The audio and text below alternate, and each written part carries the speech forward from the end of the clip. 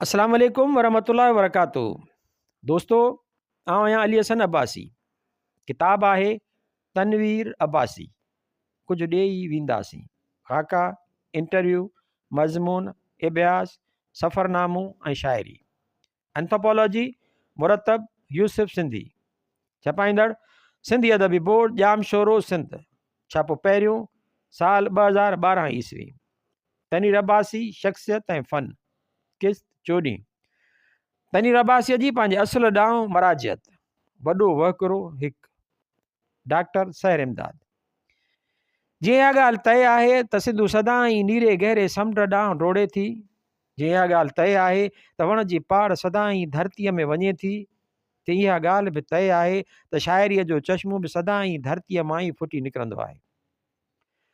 तनवीर अब्बासीअ जी शाइरी बि सिंधु धरतीअ मां फुटी निकितल साफ़ शफ़ाफ़ थधे मिठे चश्मे वांगुरु आहे। जीअं सिंधु पंहिंजा वहकिरा मटाए थी, तीअं तनवीर जी शाइरी बि रॻूं थियूं रबाब खां अॻु में ऐं हीअ धरती खां पोइ ताईं मुख़्तलिफ़ मरहला तय करे नित नवनि रंगनि रूपनि सां असांजे आॾो अचे थी। तनवीर जी शाइरीअ जे उन्हनि मुख़्तलिफ़ मरहलनि ऐं नित नवनि रंगनि रूपनि जे इब्यास ॾाढो दिलचस्प आहे। हूअं मुख़्तलिफ़ मजमूअनि ऐं रिसालनि में टिड़ियल पखिड़ियल शाइरी, ख़ासि करे पहिरें मजमूए रॻूं थियूं रबाब खां अॻु वारी संदसि शाइरी हथु करणु हिकु कठिन कमु थिए हा। पर तनवीर चए में तनवीर अब्बासीअ जी समूरे शाइरीअ खे हिकु हंधि कठो करे उन अंजे कम खे सहजो बणायो वियो आहे। तनवीर अब्बासी मौजूदा दौर जो हिकु आम ऐं सरमोड़ शाइर आहे। तनवीर जी अहमियत जो अंदाज़ो उन मां लॻाए सघिजे थो त सगन आहूजा नारायण श्याम जे शहरी मजमूए रोशन छांवरो जे महाग में लतीफ़, श्याम ऐं अयाज़ खां पोइ जेको नालो खंयो आहे उहो तनवीर जो नालो आहे। ऐं वक़्तु गुज़रण सां गॾोगॾु तनवीर जी उन जी अहमियत में जीअं पोइ तीअं वाधारो ई थींदो वेंदो। उन महाग में सगन आहूजा जा लफ़्ज़ हुआ त उहे शाइर जन जे लफ़्ज़नि जी जुड़त ऐं जुमिलनि खे तरतीब मां बेसाख़्तगीअ जो उहाव त मिलंदो, पर उन सां गॾोगॾु हल्की मौसीक़ीअ जो हिज़्ब। अॼु असां वटि अहिड़ा रुगो 2 शाइर आहिनि जिन खे ख़ासि तरह लिरिकल शाइर चई सघिजे थो। शेख अयाज़ खां पोइ तनवीर अब्बासी। नारायण श्याम, महाग, सगन आहूजा, रोशन छांवरो, सिफ़ो 14, कहाणी पब्लिकेशन बम्बई, 1961 ईस्वी। तनवीर अब्बासीअ जी शाइरी 3 दौरनि ते मुहित आहे। 1 रिवायती दौर, शुरूआती दौर। 2 तरक़ी पसंद दौर, विचूं दौर। 3 जदीद दौर, हलंदड़ दौर। उहो 3 दौर 1950 ईस्वीअ खां 1990 ईस्वीअ ताईं 4 ॾहाकनि ते पखिड़ियल आहिनि। मां हिते तनवीर जी शाइरीअ जी शुरूआती दौर यानी रिवायती दौर ताईं ई पाण खे महदूद रखणु चाहियां थी, पर किथे किथे जेकॾहिं रॻूं थियूं रबाब या उन खां पोइ वारी तनवीर जी शाइरीअ मां या उन बाबति को हवालो ॾियणो पइजी वञे त ईअं कंहिं अणटर कारण करे ई हूंदो। शुरूआती रिवायती दौर में तनवीर जी शाइरी घणे भाङे ग़ज़ल ते मुश्तमिल आहे, जेका उन जे दौर जी नुमाइंदा सिन्फ़ लेखी थी वई। तनवीर जी शाइरीअ जे उन जे शुरूआती दौर में ई असांखे हिकु वॾे वहकिरे जा चिटा पिटा उञाण मिलनि था, जंहिंजो ज़िक्र अॻिते हली थींदो। यकीनन उहा हिकु वॾी तब्दीली हुई ऐं उन तब्दीलीअ खे सिंधी शाइरीअ सां दिलचस्पी रखंदड़ आॾो उजागर करणु ई हिन लेख जो बुनियादी कारज आहे। रवायती दौर में तनवीर जी शाइरीअ में उहे ई तशबीहूं, तरकीबूं, लफ़्ज़ ऐं मौज़ू मिलंदा जेके रिवायती ग़ज़ल लाइ मख़सूस बल्कि लाज़िम आहिनि। रॻूं थियूं रबाब खां अॻु में जे 47 सिफ़नि ते पखिड़ियल शाइरीअ में तव्हांखे जा बजा सागरो मीना, साकियो मेकदा, दस्ते जुनून, अज़्म अबल, आलम खुर्द, चाके दामान, चाके गरेबां, चरखे नीलगूं, गर्दिश कोहन, मैं गलगूं, कोवे यार, जबी आस्तान, अश्के खून, जलवागरी, बज़्म जहाँ, जुल्फ़े पेचां, दीदाए शौक, जुरत सजदा, दिलो नज़र, बज़्म रफ़ीका, खून आशिक, ताबिश अनवार, जुल्फ़े यार, ज़ब्त मुसलसल, रौनक महफ़िल, दामन साहिल, ज़ौक़ सफ़र, सरे मंज़ल, चश्म तर, सोज़े पिनहा, जहान दिल, ज़ौक़ जुस्तजू, दश्ते पैमाई, वायदा फ़रदा, फ़िक्र रोज़गार, गमे दुनिया, बज़्म सुखन, तर्ज़ सितम, तर्ज़ तकल्लुम, तर्ज़ फ़िग़ां, दर्द दिल, दरो दीवार हयात जाविदा बारे सियान पे करे मुश्ते गुबार जहिड़ा रिवायती लफ़्ज़ी जोड़ मिलंदा। ही अश्क हाय मुसलसल, ही दाग हाय जिगर, गुज़श्ता दौर जा आहिनि ही यादगार अञा। तनवीर अब्बासी तनवीर चए रगू थियो रबाब खां अॻु में सिफ़ो 37 इंस्टीट्यूट ऑफ सिंधोलॉजी जामशोरो 1999 ईस्वी। मलाइक ख़ुदि थिया हैरान उन ई जे जुर्मे जुरत ते, खणी सो बारे इसियां पे करे मुश्ते गुबार आयो। साॻियो सिफ़ो 38। तनवीर जे इब्तिदाई दौर जी शाइरीअ में रिवायती शाइरीअ जा समूरा लवाज़मात मौजूदु आहिनि। उन में ज़ेर इज़ाफ़त हमज़ा इज़ाफ़त वारो अतफ़ी सां गॾोगॾु ठहियल ठुकियल काफ़िए ऐं रदेफ़ जो इस्तेमालु बि शामिलु आहिनि। मददे दस्ते जुनू आहे नंगे वहशत हीअ, जो आहे रहिजी वई दामन में हिकिड़ी तार अञा। साॻियो सिफ़ो 37। रवाना आहे अञा शहर तुंहिंजो ए तनवीर, चङो अथई त कर उस्ताद कारगर जी तलाश। तनवीर चए सिफ़ो 16। शाइर जी उहा तलाश ॾोरियां ॾोरियां मल्हां वारी तलाश न हुई जेका ससुईअ खे पुनूअ लाइ हुई, बल्कि उहा तलाश महज़ मख़सूस जमियतुल शुरा टाइप तलाश हुई, जंहिंमें काफ़िए ऐं रदेफ़ जी पुख़्तगी, मिसरा तरह खे निभाइण, दक़ीक़ ॿोली ऐं बहर वज़न जी सख़्तु पाबंदी लाज़मी हुई। तनवीर पाण बि उन मुरज सूरत हाल जो तजियो हिन रीति कयो आहे। असांजे शुरूआती दौर में जेको शहर लिखियो वेंदो हो या जेको आम रिवाज हूंदो हुयो उहो फ़ारसी बहर वज़न ते हुयो। उन वक़्त में जमियतुल शुरा सिंध जो वॾो औज हो ऐं उन जी ॾाढी मक़बूलियत हुई। माहवार परूड़ सिफ़ो 16 लाड़काणो अक्टूबर नवंबर डिसंबर 1990 ईस्वी। उहा विरहाङे खां पोइ वारी सूरत हाल हुई। तोड़े जो विरहाङे खां कुझु अॻे ऐं पोइ किशनचंद बेवस, हैदरबख्श जतोई ऐं हूंदराज दुखायल जहिड़ा शाइर मौजूदु हुआ, पर इल्मी ऐं अदबी दुनिया ते उहे ई रिवायती शाइर मुसलत हुआ जेके क्लासिकी शाइरीअ खे जंगली शाइरी करार ॾेई चुका हुआ। उन्हनि जे आॾो फ़ारसियत ज़दगी ई शाइरीअ जे मयार जो पहिरियों ऐं आख़िरी पैमानो हो। माण्हू अरबी ऐं फ़ारसीअ खे वधीक अहमियत ॾींदा हुआ। उहो सम्झो वेंदो हो त जेको शाइर पंहिंजे शाइरीअ में वधीक अरबी ऐं फ़ारसीअ जा लफ़्ज़ कमु आणींदो आहे उहो वधीक मोतबर ऐं वधीक सुठो या पढ़ियलु आहे, या ॿी जेका ॻाल्हि आहे त शहर में फ़न ऐं फ़नी पुख़्तगीअ खे अहमियत ॾिनी वेंदी हुई। मसलन शहर वज़न भर में सही हुजे या काफ़ियो रदेफ़ सही हुजे ऐं उन में फ़िकिर न हुजे, उन में ॿोली ॾुखी हुजे त चवंदा हुआ त वाह वाह ॾाढो सुठो आहे। साॻियो सिफ़ो 16। व्यस्थ एतिरो मुश्किल पसंदि अॼु मुश्किलुनि में जो अचे थो लुत्फ़र आसमान खे मुश्किल बनाइण में। तनवीर अब्बासी तनवीर चए सिफ़ो 11। सो तनवीर जी उहा उस्ताद कारगर जी तलाश डॉक्टर मोहम्मद इब्राहिम खलील आॾो ज़ानवाई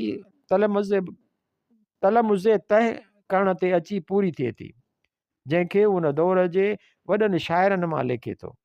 डॉक्टर इब्राहिम खलील उन वक़्त जे वॾे शाइरनि मां हो ऐं उहो जमियतुल शुरा जो सदर हो। मां उन जी शागिर्दीअ में आयुसि ऐं उन खां इल्म उरूज़ बाक़ाइदगीअ सां सिखियुमि। परूड़ सिफ़ो 15। जमियतुल शुरा सिंध जे बारे में ख़ुदि डॉक्टर खलील इब्राहिम पंहिंजे किताब अदब ऐं तनक़ीद में लिखे थो 1946 ईस्वीअ में ई सिंध में जमियतुल शुरा जो बुनियादु पियो, जंहिंजो पहिरियों सदर ख़ाकसार खे मुक़ररु कयो वियो। जमियतुल शुरा जंहिं शऊर खां कमु वरितो उन जा फ़ाइल अदीब सिंध रिसाले जे ॾिसण सां ख़बर पइजी सघे थी त सिंधी अदीबनि में तनक़ीदी शऊर केतिरो न पैदा थी चुको हो।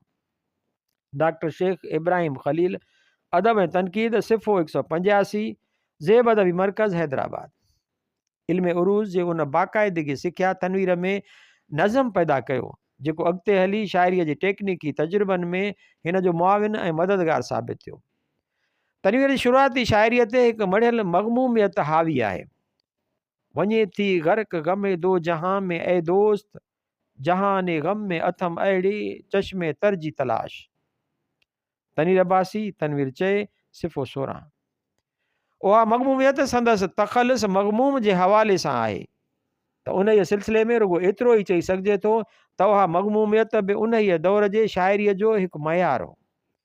जॾहिं मां ज़िंदगानीअ खां वियुसि ते तंग दुनिया में, तॾहिं हे मौत तुंहिंजी अहमियत ते एतबार आयो।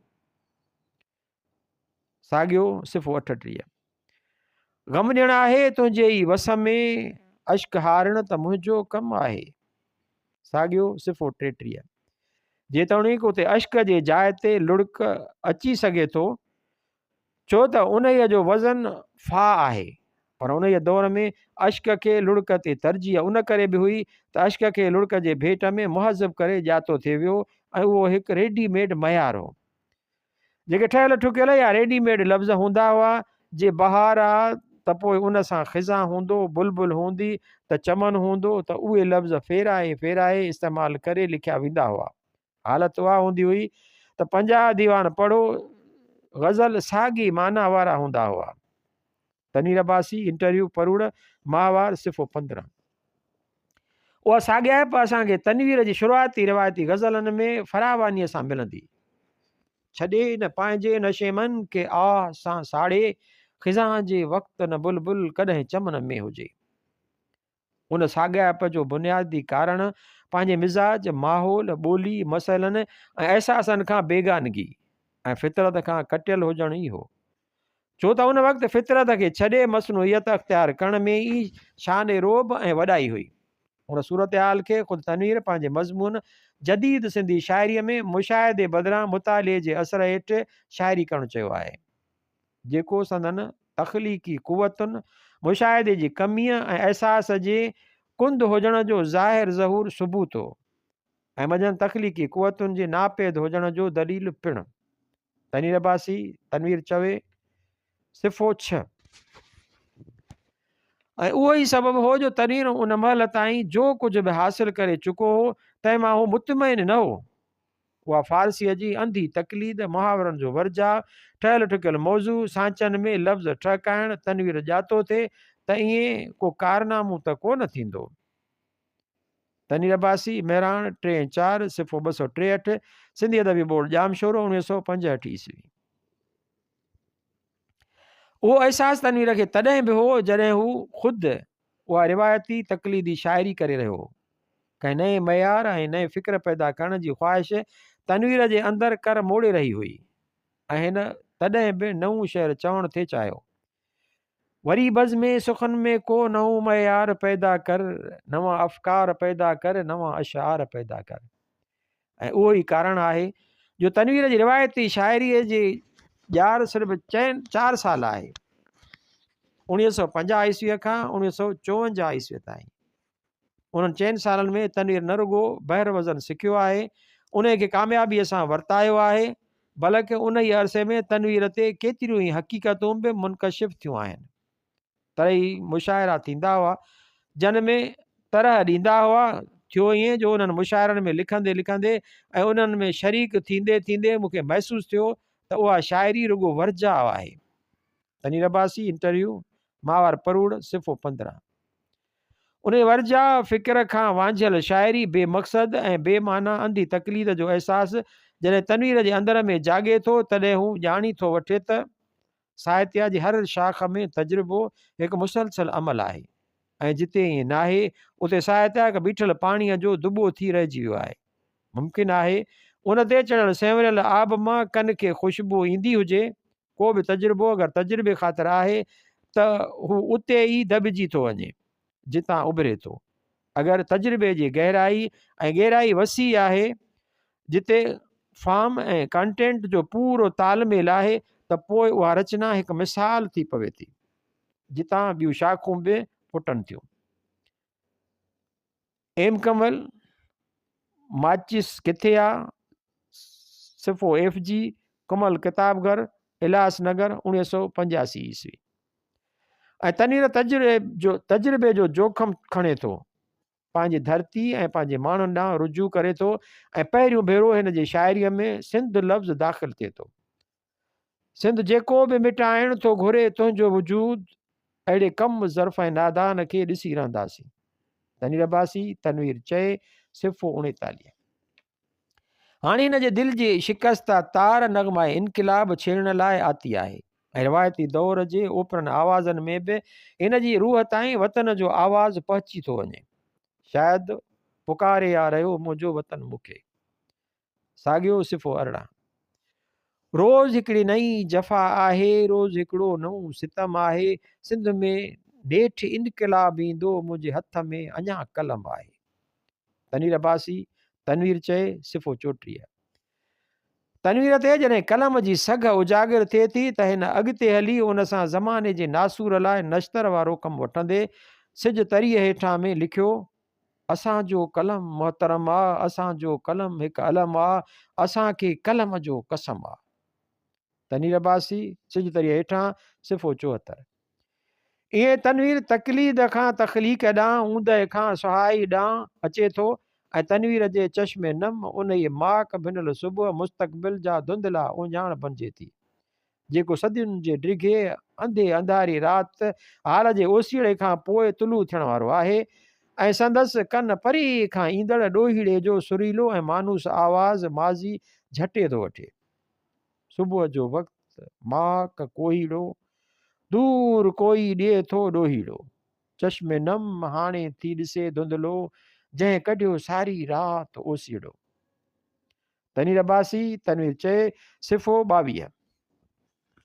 उन मोड़ ते पहुची तनवीर जी ॿोलीअ वर्ता लाड़े लहजे घाड़े टे ऐं रिधम में हिकु निमाया तब्दीलीअ जो ॾसु मिले थो ऐं हू ग़ज़ल जहिड़ी रिवायती सिन्फ़ खे बि सिंधी रंग में रंगे थो छॾे।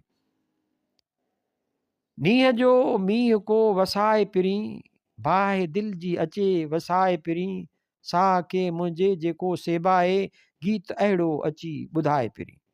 साॻियो सिफ़ो 43। तनीर पहिरियों भेरो सिंधी शाइरीअ जे बेहद अहम लोक सिन्फ़ गीत खे पारस सिफ़त हथ जे छुहाव सां सोन करे थो छॾे। आ गीत प्रीत जा ॻायूं, नगमनि में हस्तीअ खे विञाए हवा ते अॼु लहरायूं, झिरणनि मां के सुर चोराए मिठड़ा साज़ वॼायूं, पाण सां गॾु हिन जग खे बि गीतनि जे लय में वञायूं, आ गीत प्रीत जा ॻायूं। तनवीर चए सिफ़ो 47। हाणे तनवीर जे लहजे में मेठाज ऐं रस ओतिजी थो अचे, हिन जी सिट मां मिटीअ जी सुगंध थी छिलके ऐं हू नींहं जो मींहुं रिहाणियूं चांड्रोकियूं पिरी मिठड़ा सुर्क गीत चंड चकोर सेबाए गुलनि मुखड़ियुनि लहरूं हंज उभ सुरत आस प्यास हैराक हीर प्रभात भौर गलन लऊं साह वेसा जहिड़ा ठेठ सिंधी लफ़्ज़ कतब आणे थो। तनीर पहिरियों भेरो सिंध जे तारीख़ी किरदारनि जे हवाले सां वेह विहाटल लहजे में भरपूर अंदाज़ सां चिथड़ करे थो। दोदे खे अॼु घर ॾे माणे शाह चनेसर खे ई बणायो, भले लुटिजे मारोईअ जी असमत, गीत उमिरि जा रोज़ सां ज़ोर सां ॻायो। साॻियो सिफ़ो 45। उन ई अहम मोड़ खां पोइ जंहिंखे मूं वॾो वहकिरो चयो आहे, तनवीर जे शाइरीअ जो ॿियो दौरु यानी तरक़ी पसंदि दौरु विचूं दौर जो आगाज़ थिए थो। 1958 ईस्वीअ में रॻूं थियो रबाब छपजण सां तनवीर ख़ुदि रॻूं थियो रबाब जे बारे में लिखे थो, मुंहिंजे शहर ख़ासि करे मुंहिंजे ताज़नि ग़ज़लनि गीतनि ऐं नज़मनि में ॿोली ऐं मौज़ू कुझु ओपरा पिया भाइबा। तनीर अब्बासी रॻूं थियो रबाब सिफ़ो 4 सिंधी किताबघर हैदराबाद 1958 ईस्वी। हिते हिननि सिटुनि में तनवीर ठेठ सिंधी ॿोली ऐं निज सिंधी मौज़ूअनि ऐं अहसासनि लाइ लफ़्ज़ ओपरा इस्तेमालु कयो आहे, जॾहिं त अॻिते हली पंहिंजे मज़मून जदीद सिंधी शाइरीअ में फ़ारसियत ज़दा ॿोली धारियनि मौज़ूअनि सिटियल कटियल तशबीहुनि ऐं इस्तिलाहनि मां उहा ओपराइप महसूसु कंदे अॼु जे शाइर लाइ हू चवे थो त हू पंहिंजे पढ़ंदड़ जो ध्यानु अहिड़ियुनि शयुनि ॾांहुं छिकाए थो जेके लिखंदड़ ऐं पढ़ंदड़ ॿिन्हिनि जूं ॾिठल वाइठल ऐं ॼातल सुञातल आहिनि। तनीर अब्बासी जदीद सिंधी शाइरी मेरान 3/4 1964 ईस्वी 1964 ईस्वी सिफ़ो 275 सिंधी अदबी बोर्ड जामशोरो। उन मां उहो साबित थिए थो त 50 वारे ॾहाके में निज सिंधी लहजो ॿोली मौज़ू ऐं अहसास अदब में ओपरा अणसुधरियल ऐं ग़ैर मयारी लेखिया वेंदा हुआ। शाइर उन्हनि खे अख़्तियार करण जी ज़रूरत जे बावजूदि बि उन लाइ तावील ॾियणु ज़रूरी सम्झंदा हुआ। जीअं तनवीर अॻिते हली चए थो, उहे मौज़ू शहर लाइ त ओपरा आहिनि, पर सिंध जे माण्हुनि जा ॾिठल वाइठल ऐं ॿुधल आहिनि। तनवीर अब्बासी, रॻूं थियो रबाब, सिफ़ो 4। ऐं उन मोड़ ते अची तनवीर अब्बासी सिंध जे माण्हुनि, उन्हनि जे मसइलनि, निज सिंधी ॿोली ऐं सिंधी अहसास, जंहिंखे तनवीर पंहिंजे मज़मून जदीद सिंधी शाइरीअ में क़ौमी मिज़ाज नेशनल टेम्परामेंट कोठे थो सां पियो निदिजे थो, कोठे थो सां पेवंदिजे थो। उन जे दौर में तनवीर जेकी शानदार शाइरी कारनामा सरअंजाम ॾिना आहिनि, उहे साहत तहास में लाज़वाल ऐं रोशन बाब आहिनि।